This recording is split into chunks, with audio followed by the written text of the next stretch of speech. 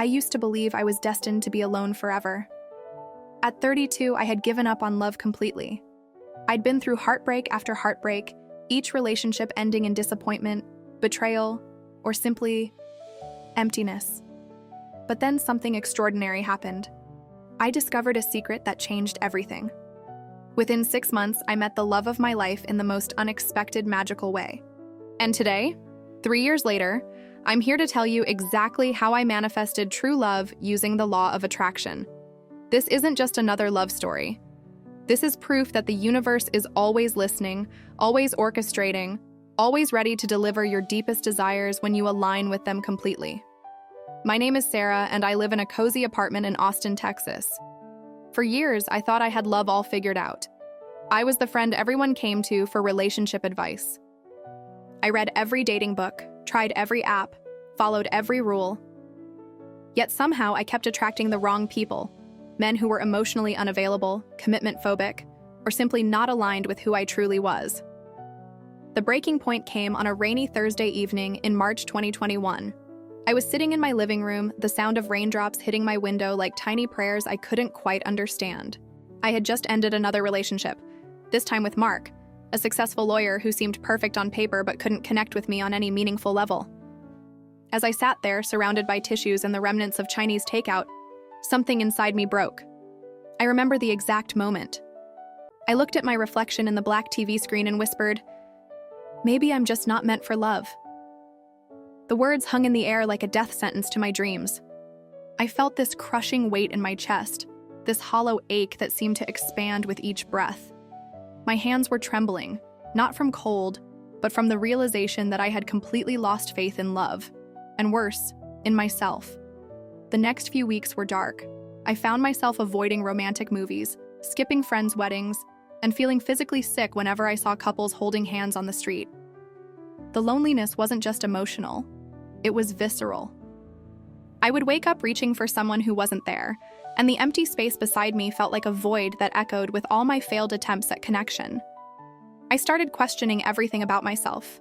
Was I too picky? Too independent? Too damaged from past relationships?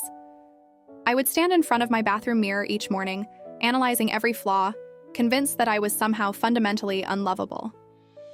The girl who once believed in fairy tales and soulmates had been replaced by someone bitter, cynical, and afraid. My friends tried to help, of course. "Just be yourself," they'd say. "Love will find you when you least expect it."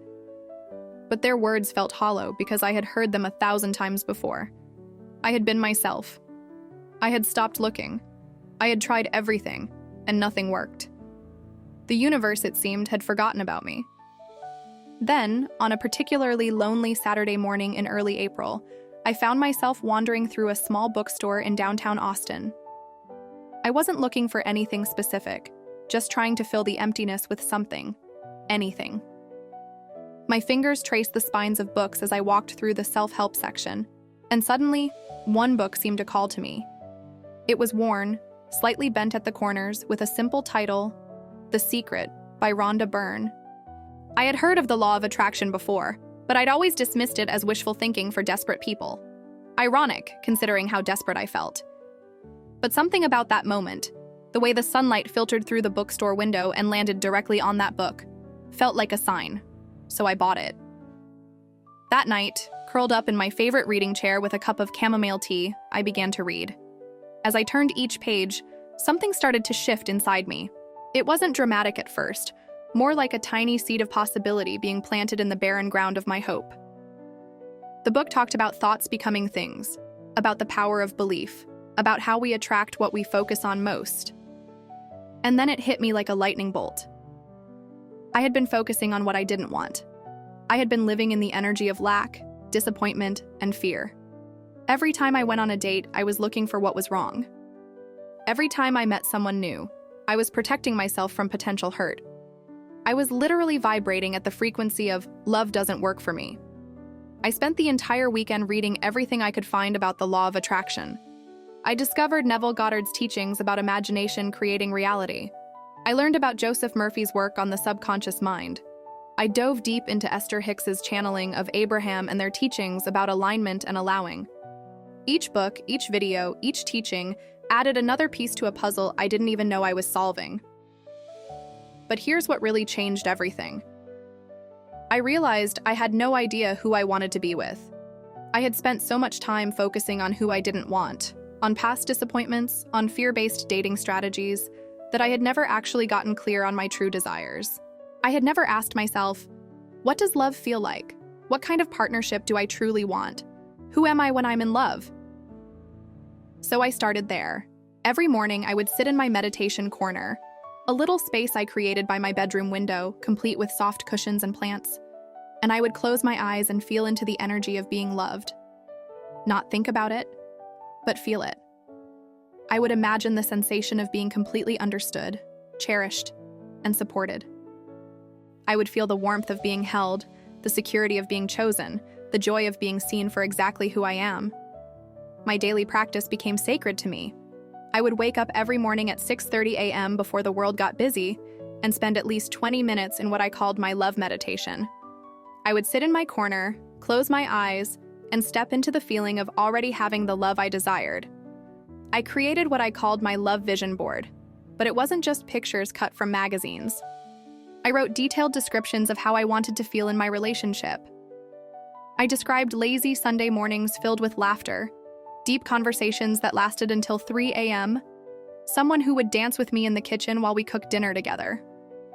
I focused on the emotions, the sensations, the energy of the connection, rather than just physical appearance or material success. My gratitude practice became laser-focused too. Instead of generic gratitude, I started thanking the universe for the love that was already on its way to me. I would say things like, "Thank you for bringing me someone who loves my quirky sense of humor," or "Thank you for the man who will hold space for my dreams and ambitions." It felt strange at first, thanking the universe for something I couldn't see, but gradually it started to feel natural, even exciting. I also began working on myself with a new kind of intensity. I realized that if I wanted to attract an emotionally healthy, conscious partner, I needed to become that myself. I started therapy to work through my past relationship patterns. I took salsa dancing classes because it made me feel alive and sensual.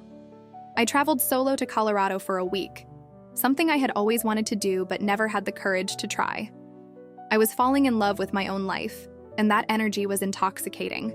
About 2 months into my practice, something beautiful started happening. I began to feel genuinely happy being single. Not the fake, I'm fine alone happiness I had tried to convince myself of before, but real contentment. I would come home to my apartment and feel grateful for my space, my freedom, my journey. I started having fun on dates again, not because I was desperately hoping each guy would be the one, but because I was genuinely curious about people and enjoying the process of connection. But it wasn't all smooth sailing. There were moments of doubt that would hit me like tsunamis. I remember one particularly difficult evening in June when I had gone on 3 disappointing dates in a row. I sat in my car after the 3rd date with a guy who spent the entire evening talking about his ex, and I started crying. Not just tears, but deep, body-shaking sobs. "This isn't working," I whispered to the universe. "Maybe I'm just fooling myself. Maybe this manifestation stuff is just fantasy." I felt like giving up on the whole thing, going back to my old cynical ways, protecting my heart behind walls of skepticism.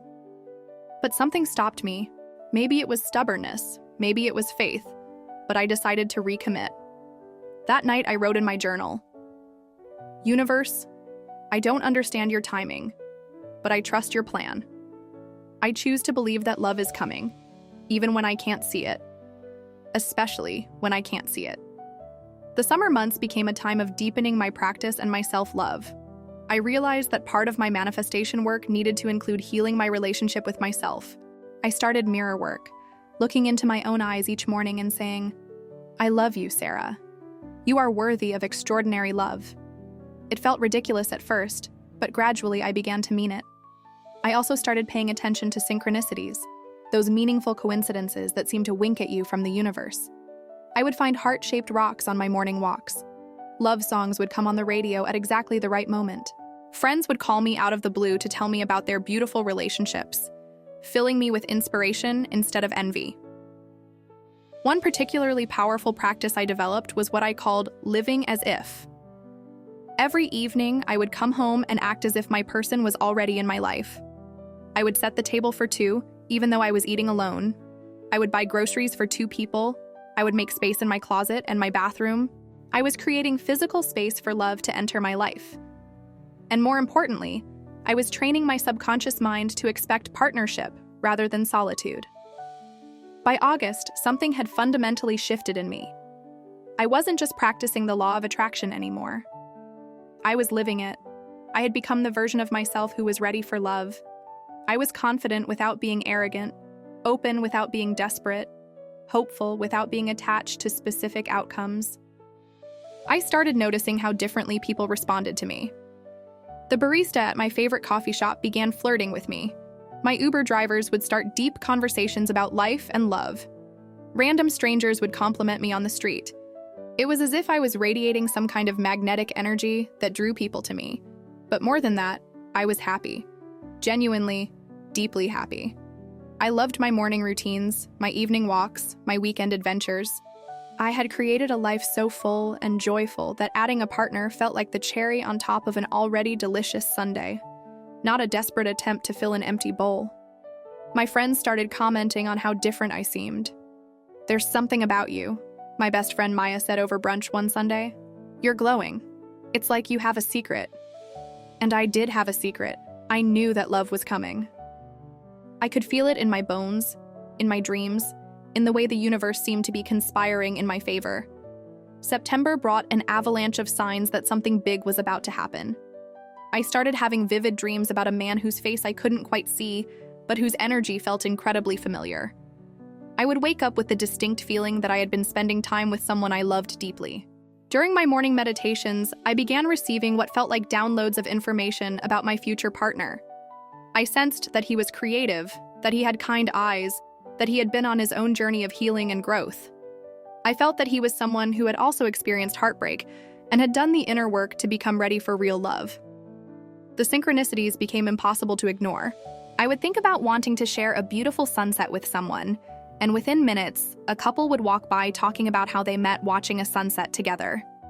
I would wonder about what kind of music my person liked, and a stranger in line at the grocery store would start humming a song that gave me chills of recognition. One particularly magical evening in late September, I was walking through Zilker Park, watching families and couples enjoy the golden hour light. Instead of feeling lonely, I felt this overwhelming sense of gratitude and anticipation. I sat down on a bench, closed my eyes, and said, "Thank you for the love that's coming. I'm ready now." When I opened my eyes, there was a heart-shaped cloud directly above me. I laughed out loud, feeling like the universe was winking at me, confirming what I already knew in my heart. Everything was about to change. October 15th, 2021. I'll never forget that date because it was the day I finally, completely let go. I had been invited to a friend's art gallery opening, and honestly, I almost didn't go. I was tired, it had been a long week at work, and I was perfectly content to stay home with a good book and a glass of wine. But something, call it intuition, call it the universe, urged me to get dressed and show up. I wore my favorite dress, a flowing blue number that made me feel feminine and confident. As I was getting ready, I looked in the mirror and felt this strange sense of anticipation, like I was preparing for something important without knowing what it was. The gallery was buzzing with creative energy. Local artists had displayed their work, paintings, sculptures, photography that captured the essence of human connection and beauty. I found myself drawn to a particular painting of two figures dancing, their forms abstract, but their connection palpable. I stood there for what felt like hours, completely absorbed in the energy of the piece. "Beautiful, isn't it?" a voice said beside me. I turned to see a man with kind hazel eyes, wearing a simple button-down shirt and jeans.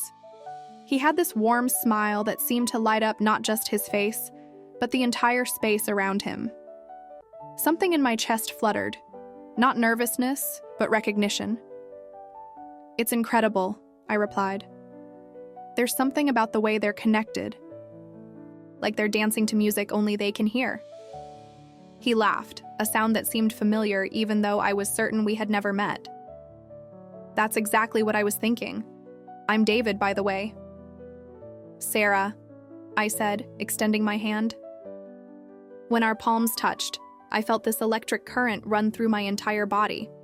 It wasn't dramatic or overwhelming. It was warm, comfortable, like coming home. We started talking, and the conversation flowed like we had known each other for years. David was a photographer, specializing in capturing authentic moments of human connection. He had recently moved to Austin from Portland, drawn by the city's creative energy and the sense that something important was waiting for him here. As the evening progressed, we found ourselves gravitating toward each other naturally. We talked about art, about travel, about our dreams and fears. I discovered that he had also been through his own journey of heartbreak and healing.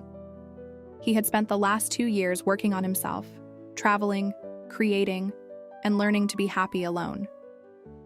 I used to think I needed to find someone to complete me, he said, as we stood looking at another painting. But I realized I needed to become complete first, so I could share that wholeness with someone else. My heart skipped a beat. These were almost the exact words I had written in my journal months earlier. When the gallery event was winding down, David asked if I wanted to grab coffee and continue our conversation. We ended up at a 24-hour diner, talking until 4 a.m. about everything and nothing. He told me about his passion for capturing love stories through his photography. I shared my journey with the law of attraction, expecting him to think I was crazy, but instead, his eyes lit up with understanding. "I've been on a similar path," he said. "I've been doing a lot of inner work, meditation, visualization.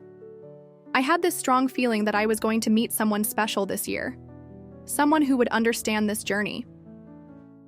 We sat in comfortable silence for a moment, both recognizing the magnitude of what was happening between us. This wasn't just attraction or infatuation. This was recognition, soul recognition. Over the next few weeks, David and I spent almost every day together, but it never felt rushed or forced. It felt like the most natural thing in the world. We would have long conversations over morning coffee, take sunset walks around Lady Bird Lake, cook dinner together in my kitchen while dancing to jazz music. What amazed me most was how effortlessly we fit into each other's lives. David loved my quirky sense of humor, the same one I had thanked the universe for bringing me someone who would appreciate. He would hold space for my dreams and ambitions, listening with genuine interest as I talked about my goals and aspirations. Our lazy Sunday mornings were filled with exactly the kind of laughter I had visualized during my meditations. But the most incredible confirmation came about a month after we met. We were lying in bed on a Sunday morning, sunlight streaming through my bedroom window, when David turned to me with a strange expression on his face. "This is going to sound crazy," he said, "but I feel like I've been dreaming about you for months before we met." My heart stopped. "What do you mean?" "I kept having these dreams about a woman I couldn't quite see clearly, but I knew I loved her deeply. She had this warmth about her, this light.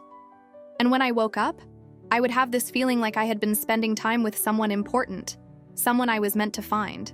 Tears started flowing down my cheeks as I realized he was describing the exact same dreams I had been having about him.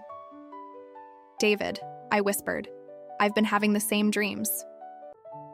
We held each other in that moment, both understanding that what was happening between us was bigger than coincidence, bigger than chance. We had been calling each other in, preparing for each other, manifesting each other through our thoughts, our feelings, our unwavering belief in love. Our relationship unfolded like a flower blooming in perfect timing. Every day brought new layers of connection, new reasons to be grateful for the journey that had led us to each other. David proposed on the 1-year anniversary of the night we met, right in front of that same painting where we had our first conversation. He had arranged with the gallery owner to have the space to ourselves for the evening. When I walked in, there were candles everywhere, and soft music was playing. The same jazz we had danced to in my kitchen on our second date. The painting that had brought us together was spotlit, and underneath it was a new piece, a photograph David had taken of us dancing in my kitchen, our faces radiant with joy and love. "Sarah," he said, getting down on one knee, "you taught me that love isn't just about finding the right person. It's about becoming the right person. You showed me that the universe really is conspiring in our favor when we align with love instead of fear. Will you continue this magical journey with me as my wife?" Through my tears, I could only nod and whisper, "Yes, yes, 1,000 times yes." We were married in a small ceremony in Zilker Park, right near the bench where I had seen that heart-shaped cloud. The wedding was intimate and magical, surrounded by the people who had supported us on our individual journeys and now celebrated our union. During our vows, David said something that perfectly captured our story. "Sarah, you didn't just manifest me into your life. You manifested yourself into the woman who was ready to receive and give this kind of love. Thank you for showing me that magic is real, that the universe listens, and that love always finds a way."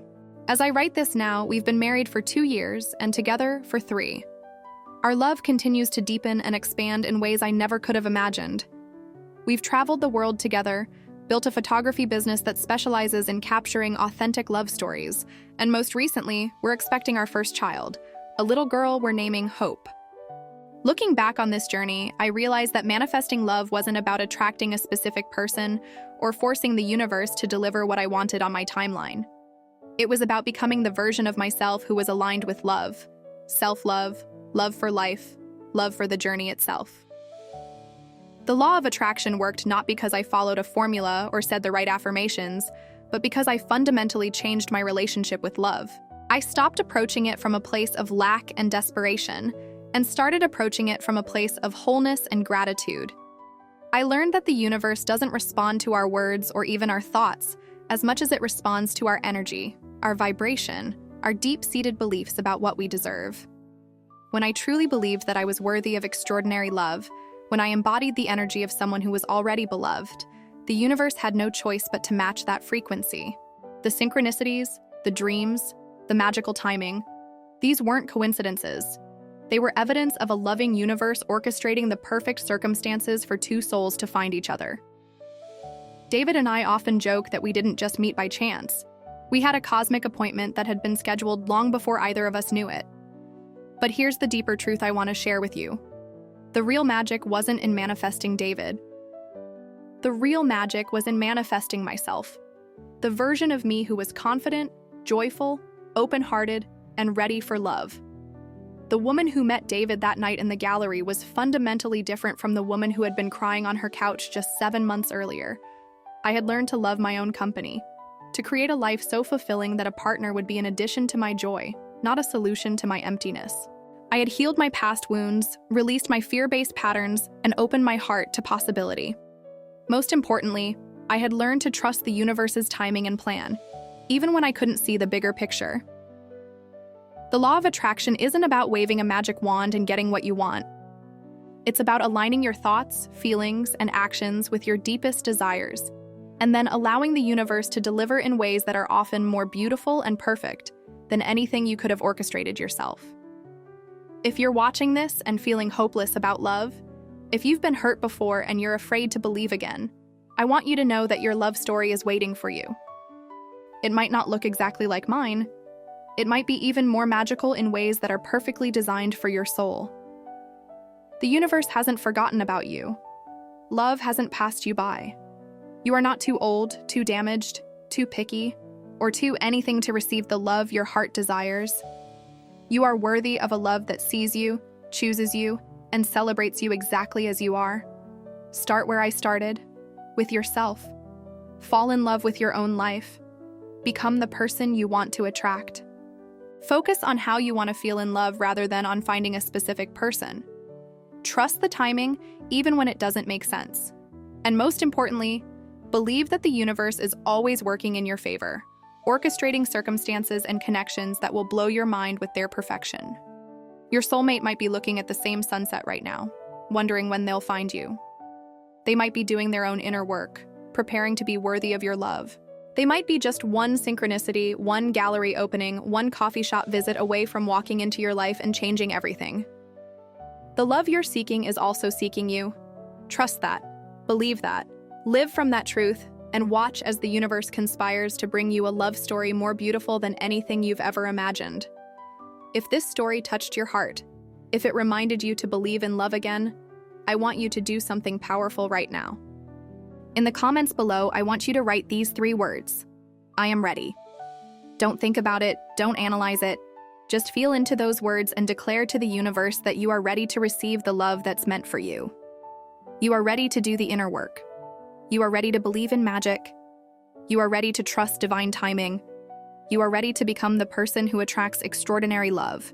And if you believe, like I do, that the universe is always listening and always orchestrating perfect timing, share this video with someone who needs to hear this message.